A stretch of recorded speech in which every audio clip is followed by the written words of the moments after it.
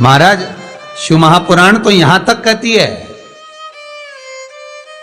कि आपका कोई काम अटक रहा है, कोई काम नहीं हो रहा, बहुत परेशान हो गए, बहुत थक गए, उस काम के लिए सबके हाथ भी जोड़ लिए, सबके पास होकर आ गए, पर वो काम बढ़ ही नहीं रहा, तो निवेदन करते हैं घी के दिए में काली तिल डालकर सोमवार के दिन शंकर जी के मंदिर के सामने तुमरुका जी का नाम लेकर दिया लगाकर जिस काम को तुमने दुनिया के आगे कहकर देख लिया, कर देख लिया, नहीं हुआ, उस कार्य को एक बार दिया लगाकर निवेदन कर फिर जाकर देखना, काम आगे बढ़कर ही रहेगा, छूटेगा नहीं, अग्रणी। कोई सहज नाम नहीं है तुमरुका जी का। कौन है तुमरुका? जिसका व्याख्यान शिव महापुराण में बारंबार आता है, जिसकी भक्ति की श्रेष्ठता देवऋषि नारद से भी प्रबल मानी गई है। देवऋषि नारद को तो कई बार अभिमान आ गया, एक बार भगवान विष्णु के सामने जाकर कहते हैं कि मेरे बराबर नाम नहीं लेता कोई तुम्हारा। भगवान शंकर के सामने जाकर कहते हैं कि कामदेव को मैंने जीत लिया। ब्रह्मा जी के पास जाकर कहते हैं कि सृष्टि का निराकरण करना आपका काम है, पर मैं सारी सृष्टि का भ्रमण कर लेता हूं एक क्षण में। जो देवऋषि नारद इंद्र के सामने जाकर कहते हैं कि तुम्हें सत्ता का आधिपत्य जताना नहीं आता, आधिपत्य कैसे कहते हैं वो जानते नहीं हो आप। वो देवऋषि नारद जिनके भीतर भजन का बल, तप साधना का अहंकार इतना ज्यादा हो गया था कि देवताओं को भी कई बार देवऋषि नारद को नीचा दिखाने के लिए बंदर का मुख लगाना पड़ा था, अहंकार को छोड़ने के। पर उसमें भी प्रबल, तुमरुका जी जो शिव महापुराण की कथा कर रहे हैं उसमें भी प्रबल।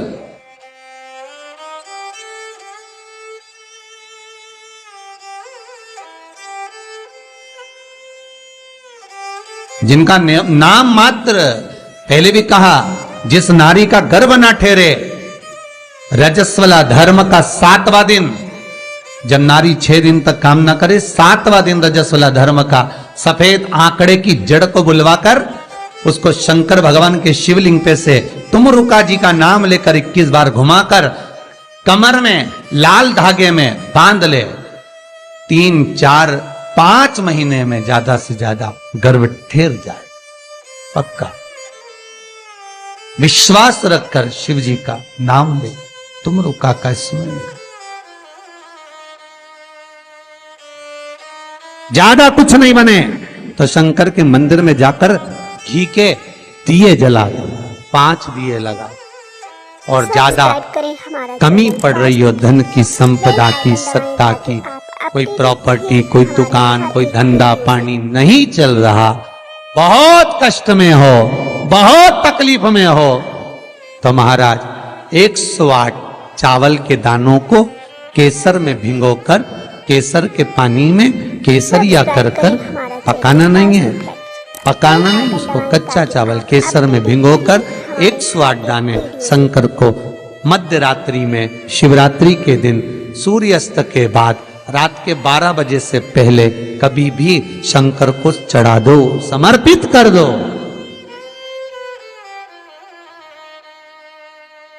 सब्सक्राइब करें हमारा channel Vastu facts, bell icon दबाएं ताकि आप अपडेटेड रहें। और वही अक्षत के दाने उठाकर वापिस रख लेना ब्रह्म मुहूर्त में सुबह 4 बजे, बस फिर बाबा पे सौंप देना। जितनी शिवरात्रियां आती जाएंगी उतना धन बढ़ता चले जाएगा, बाबा पर संपूर्ण जी। इतने उपाय हैं और सारे उपाय यहीं से बताए जाएंगे, नीचे से कुछ नहीं।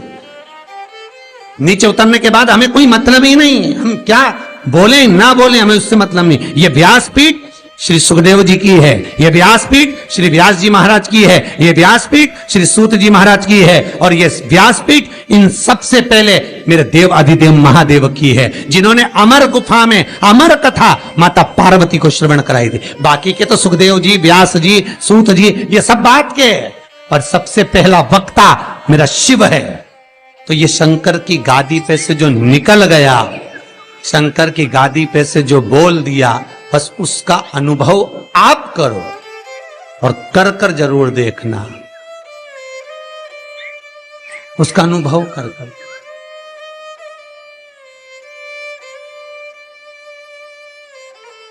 सुबह 6:42 पर इंदौर से किसी बहन का फोन था, रोते हुए आया था। आप लोग कहेंगे तो मैं नंबर भी दे दूंगा, समीर जी के मोबाइल। 6:42 पे फोन आया था और रोते हुए फोन आया था कि मेरा एक ही लड़का है और वो वेंटिलेटर पर पड़ा हुआ है। रात को 1:30 बजे से मैं 1:30 बजे से परेशान हो रही हूँ, फोन पर फोन लगा रही हूँ, रात को कोई उठाया नहीं, सुबह तक लगा कर देख रही हूँ। 6:42 पर फोन, प्रयास रहता है सब उठाते हैं, रात को सब सो गए, सुबह लेट नींद खुली, हम ही हाथ में फोन आ गया और हमने उठा लिया। हमने कहा बहन क्या बात है? बच्चा वेंटिलेटर पर है, उपाय करा कोई सा? डॉक्टर अंदर जाने नहीं दे रहे। बच्चे के कपड़े हैं घर में, हैं पुराना कपड़ा है जो पहनता हो रोज डेली में, कोई लोवर टी शर्ट कुछ ऐसा, हाँ है। बस उस कपड़े को रख, एक कलश में अच्छा पानी भर ले और उसी में दूध डालकर, बेलपत्री डालकर शिव को समर्पित करना प्रारंभ कर दे। 11:30 बजे दोपहर में फोन था, वेंटिलेटर हट चुका है और बालक स्वस्थ हो गया।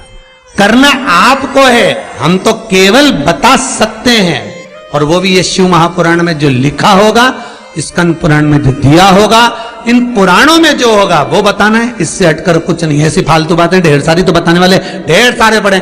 पत्रिका दिखाने जाओ, तुम्हारे ऐसा कर देंगे, वास्तु शास्त्री के पास जाओ, ये पाइप बदल दो, ये कमरा बदल दो, ये जगह बदल दो, किसी के कोई के पास भी जाओगे तो कुछ ना कुछ तो दे ही देगा।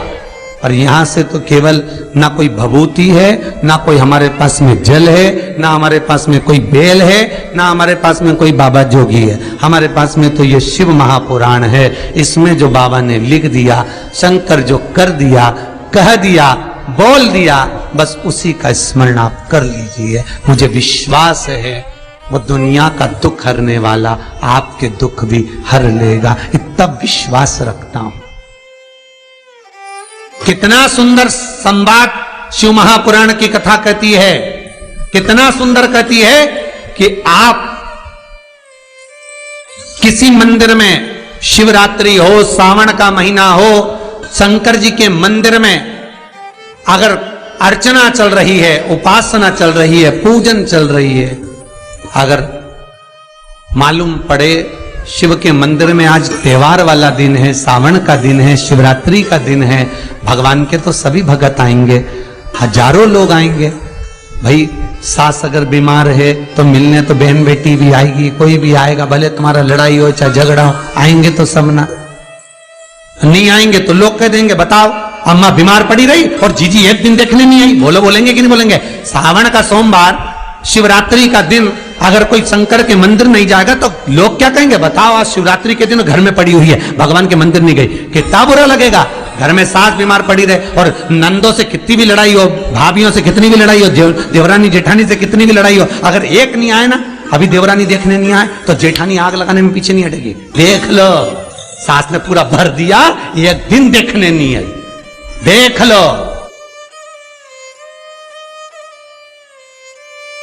अरे बोलो तो जितने ऑनलाइन सुन रहे हो, सही है कि गलत है?